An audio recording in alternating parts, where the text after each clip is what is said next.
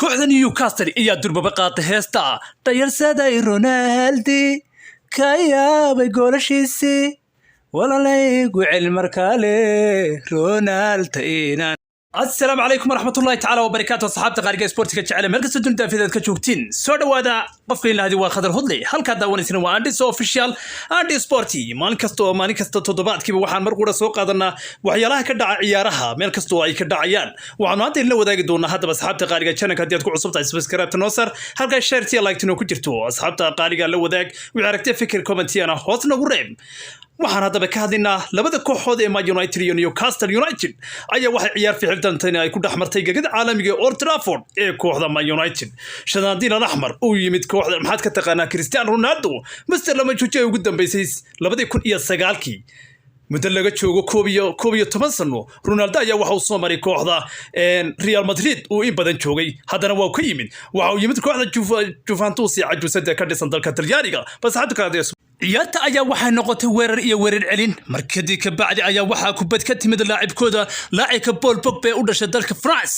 kadib waxay shaqo lacagtiisa soo gashay laacibka Cristiano Ronaldo Mr. lama joojiye Mr. Goal kadib waxa uu shabaqa ku dhuftay goolaliga kooxda Newcastle halkaasi darbad uu kaga darbay ayaa waxay kaga dhacday ka gashay dhankaas isagoo dhigi karay dhankan Mr. lama joojiye ama Cristiano Ronaldo ayaa waxa uu leeyahay dabaaldeg aan ciyaartooy kale la sameeynin oo bum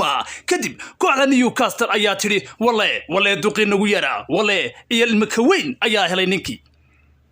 ciyaartii aan xalay arkay ay ku ciyaarisay kooxda shanaadiina al-ahmar ee Man United ayaa u dhignay ciyaar dhan walba ka dhisan haday tay dhaxda Paul Pogba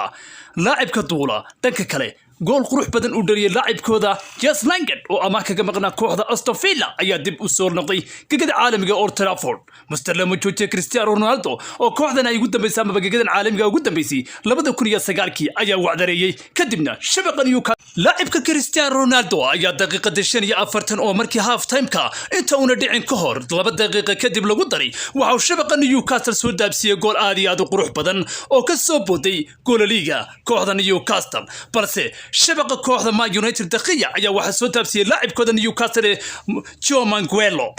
laacibka Cristiano Ronaldo ee dadku moodahan duqay 36 jirka ayay wali da'diisu ayna uu yahay xalay waxa uu wacdaray Old Trafford ku soo bandhigay waxa uu isbaray kooxda kaliya ee uu ku kacsado uu ka helo laacibka Cristiano Ronaldo waa Mr. lama joojiye laacibkan ayaa daqiiqadii 62 haddana goolka kooxda Newcastle ku shubay kadib xabadu ka dhigay dhankaasi goolaliga bidix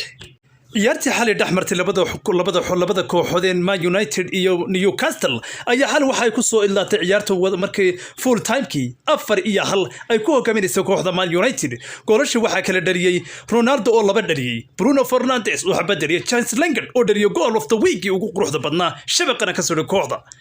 haddaba Mr. lama joojiye ayaa waxaad ku arkaysaa taageerayaal Soomaali ah oo ku dhaqan magaalada Muqdisho oo ay dhalooyinka ka fiirsanayeen laacibkan Mr. lama joojiye ayaa waxa xalay ka dhalin gaalay nagu wacdaray gaari kooxda Newcastle oo ku kacsado Mr. lama joojiye asxaabta qaariga subscribe tano saar like share gariyo la wadaaga asxaabtina qaariga ma sanidin